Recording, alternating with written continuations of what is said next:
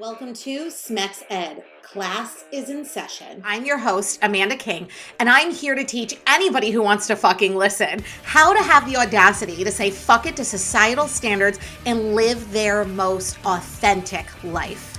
This podcast is dedicated to bringing the sexual conversations we have behind doors onto the main fucking stage. Because sex, masturbation, squirting, guess what? It is all normal. And by bringing these conversations to the forefront, we help people feel less alone in this world.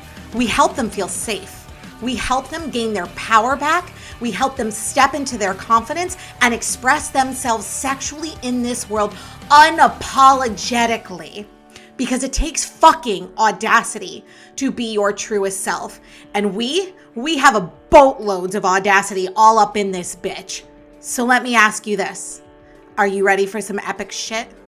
Hello, everybody. So today we are finishing up the discussion on how to amplify your oral sex game. So I am going to go over some tips for going down on your partner, some fingering motions to stimulate your partner's vaginal canal, and the different types of erogenous zones within the vaginal canal that you can stimulate while giving them oral. And then I'm going to go over some blowjob tips and tricks as well for everyone.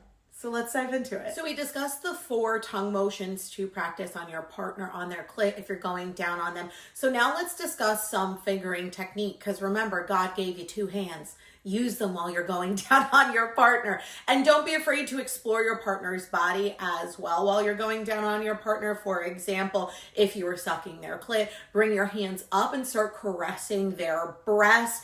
Some people like when you pinch their nipples. Don't be afraid to pinch them. Of course, check with the amount of pressure you apply to them. Some people like them being cupped. Some people like their ass being cupped or dug into, or you can go ahead and slap that ass while you're down there. Talk to your partner, see what they like the most, but don't be afraid to take one hand and just explore your partner's body while you're going down on them. When you can provide your partner with dual stimulation while you're going down on them, that is going to help them achieve orgasms faster, more intense orgasms, because you give them a blended orgasm. So when you are sucking on their clit, don't be afraid to start exploring the erogenous zones that are within the vaginal canal. So the first one is the G-spot. Now, the G-spot is located about 2 inches within the vaginal canal, and it is more about shallow thrusting than full style penetration when it comes to the G-spot. When you are fingering your partner, put your fingers in about 2 inches and then do a come hither motion with your fingers. There is not an actual spot, like it's called the G-spot. It's not an actual spot. You're not going to be able to feel it. It's more of an erogenous zone. So place your fingers in there, start doing the come hither motion, and this will stimulate that zone. We always start with the G-spot first because it's the most shallow and it helps work your partner up for you to be able to explore the vaginal canal further, because the more aroused your partner becomes, the longer the vaginal canal expands to. So at first you may only be able to stimulate that G-spot. Then as your partner becomes more aroused, more relaxed, their vaginal canal will lengthen. You can go about 3 to 6 inches up in the vaginal canal and you can start stimulating the A-spot. Once again, it's an erogenous zone. You're not going to feel an actual spot, but you want to get your fingers up there and go back and forth. It's almost like a windshield wiper motion, and I know that's a lot to concentrate on if you're going down on them. So start by doing more not shallow thrusts, deeper thrust. Pull your fingers out, thrust them back in, pull your fingers out, thrust them back in, side to side, come back out. This will help stimulate the A-spot. Now, the last one you can explore within the vaginal canal is the cervical orgasm. The cervix is located the furthest back, about 6 to 8 inches back in the vaginal canal. So you won't be able to access this one until your partner is typically fully aroused. And that one is a deep penetrative orgasm. So go ahead and stick your fingers all the way in there, right? You're in there, and go ahead and just kind of move your fingers around, do a flicking motion. If you can, do the full come hither motions, do tapping motions in order to activate this cervical orgasm. Some people just like and remember, partners are different, so make sure you speak to your partner, hard thrusting will typically activate your cervix orgasm. Yeah. So this is a great time to bring in any style penetrative toys as you're going down on your partner, because the cervical orgasm tends to be the most intense orgasm that one can feel. It is a full body shaking orgasm, and you want your partner to be able to explore that. So don't be afraid to bring in a toy to set that vibration setting up. Fully thrust it in, bring it out, thrust it in as you're licking their clit to create that blended cervical and clitoral orgasm. And then there is always anal play when you are going down on your partner. So this can start off by rimming, and rimming is basically oral sex of the outer area of the anus. So going down there, licking, making sure first to have consent, of course, because some people just aren't into anal play. Then while you're licking their clit, don't be afraid to start circling outside of the anus with your finger, doing tapping motions, getting their body used to it being there. And when they are ready, make sure that you lubricate your fingers well, either with their natural lubrication, and if they're not super naturally lubricated, always have water-based lube on hand. And then go one finger in at a time. If they want more, go more. Same with vaginal penetration. Always start with 1 to 2 fingers and then let your partner guide you if they want 3 fingers, if they want the whole hand, if they want the fist. Fisting is a thing. So talk to your partner, figure out what or how much stimulation they like. And since we're discussing anal play, let's jump over and talk about anal play if you were giving someone a blowjob, because remember, if you were giving them a blowjob, they have a prostate. The prostate is located deep within the groin area, but is accessed through the anus. And the P-spot orgasm for men is the most powerful orgasm that a man can feel and has no refractory period, meaning they can have multiple orgasms, one after another, just like a woman can. So if you are giving your partner a blowjob and they are open to prostate play, don't be afraid to start with rimming, right? Then start with one finger,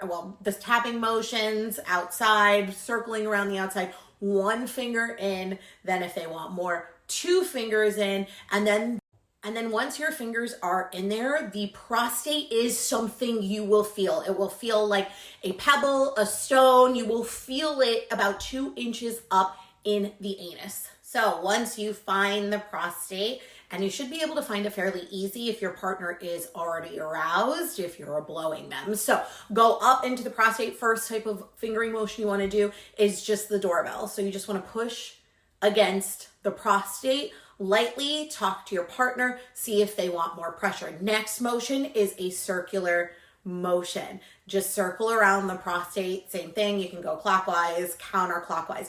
The third one is a rapid tapping sensation against the prostate. It basically mimics a vibrator. And then once again, if you are not wanting to put your fingers in your partner's anus, but they are wanting to explore prostate play, grab a prostate toy. You can grab one that vibrates, one that rotates. Any anal toy will do for prostate play. So grab a toy, place it inside of them, help them with the pressure. If it has a remote, use the remote control while you're giving them a blowjob. And when you are giving your partner a blowjob, people get into their heads really bad when it comes to going down on their partner, and they tend to rush to the climactic state super quickly. Like they want to get their partner in their mouth as fast as humanly possible so that partner can experience pleasure, which is great.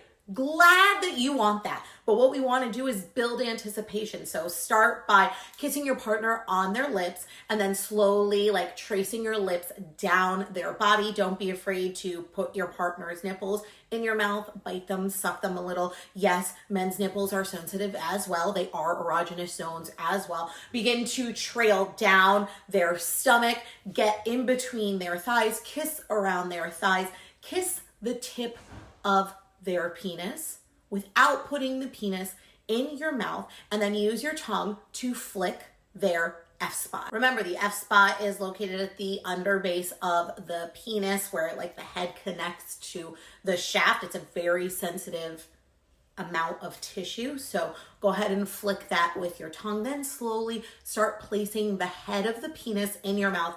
Pull the head of the penis out. Put it in, pull it out. Pull it in, pull it out. Go ahead and use your hand to stroke up the penis, stroke down. Don't put the penis fully in your mouth for a little bit. Tease your partner to the point of they are begging for you to fully take them in. Once you have them begging, that's when you start fully taking them in, and that's where you start deep throating if you have the ability. If not, remember, put your hand at the base of their penis and deep throat down until you reach your hand to make sure that your gag reflex doesn't kick in. To use teeth during a blowjob or not to use teeth? That is the question. During a blowjob, you use your teeth in order to run your teeth up and down the shaft of the penis. You are not biting down, you are not clenching.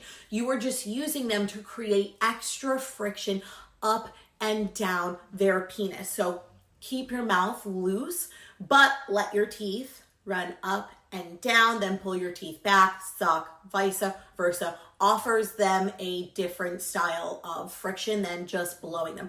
Just don't be afraid to use your teeth. Just don't bite down on it like it's a hot dog. You're not eating it. You're sitting here trying to provide extra friction. And then I think someone messaged me and asked, oh, my partner, like, what do I do with his balls?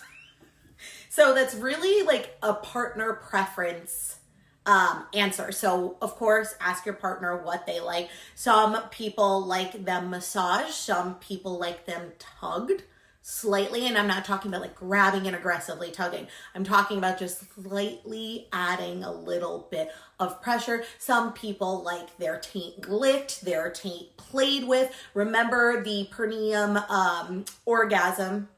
Yes, which is the external way to stimulate the prostate, is actually located right behind the balls on the taint. So you can find that area, you can lick it, you can just apply a little bit of pressure upward, and this should stimulate the prostate externally if your partner wants to do prostate play without penetration. Yeah, and that is all I have for you guys today. If you have any follow-up questions, feel free to send me a message. I can get up and discuss them further. Next week, we are going to be discussing the topic of, what am I doing here next week? Oh, we're going to be discussing the topic of pussy pumps, clit pumps, and penis pumps, their function, how to use them during sex and or oral. Thank you so much for listening to Smex Ed with Amanda. And some parting words for you today. Remember this: no matter how hard society pushes you down, no matter how many times you fall, as long as you get the fuck back up, they can never stop you. You are unfuckable with.